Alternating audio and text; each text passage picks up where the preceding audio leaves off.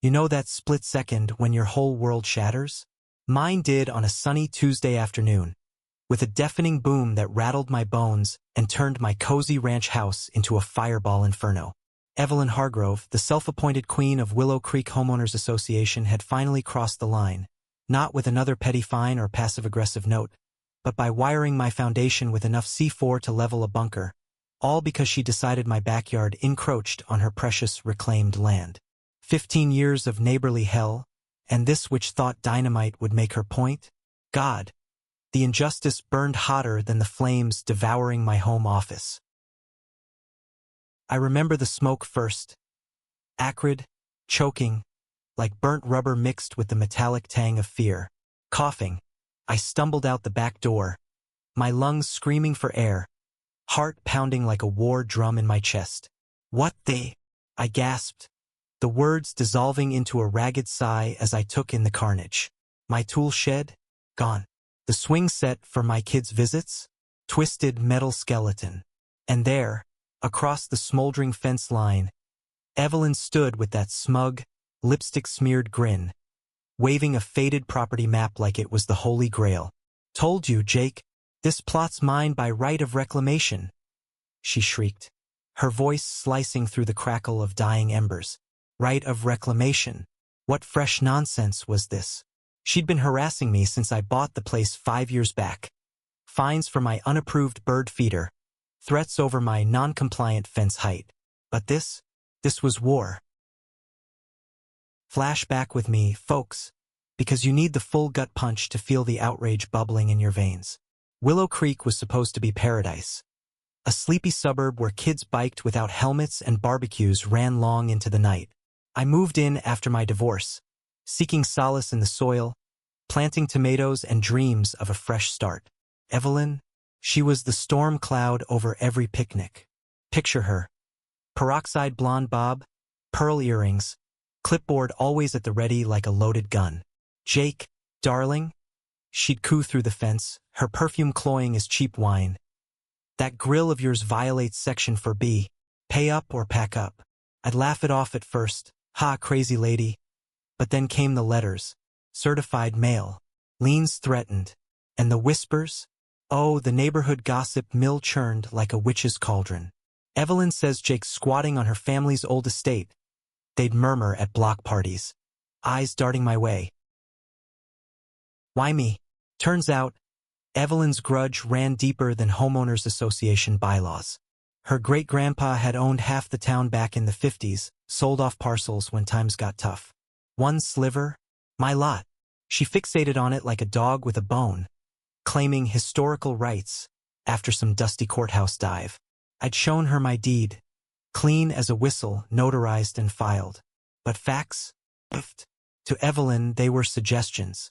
You're a thief in khakis, Jake, she'd hiss during our mediation meetings, her manicured nails drumming the table like impatient gunfire. Sigh. Those sessions left me drained, staring at my ceiling fan whirring lazy circles, wondering if peace was just a myth. The escalation? Pure nightmare fuel. It started small, her midnight stakeouts, shining flashlights over my fence, muttering about encroachment inches. Then the sabotage. Slashed tires on my truck, anonymous calls to code enforcement about my illegal compost pile. I fought back legally, hired a surveyor, proved the line square. Won even. But victory? It only stoked her fire. You'll regret this, she spat one drizzly evening, rain pattering like accusatory fingers on my roof. Her eyes? Cold as a winter grave. I should have seen the twist coming, the one where her reclamation fantasy twisted into felony fury. That morning of the blast, I'd been elbow-deep in dirt, planting heirloom seeds, the earthy scent grounding me like an old friend's hug. Birds chirped lazy melodies. A breeze rustled the oaks, carrying hints of fresh-cut grass from Tom's lawn next door. Normal, blissful. Then whump. The ground heaved, a guttural roar swallowing the world. Debris flew like shrapnel confetti. Shingles, bricks, my damn coffee mug shattering midair. I hit the deck hard, gravel biting into my palms, ears ringing with a high-pitched whine that drowned out everything. Jake! Get out. Tom's bellow cut through, his heavy boots thundering as he vaulted the fence, bat swinging to clear a path.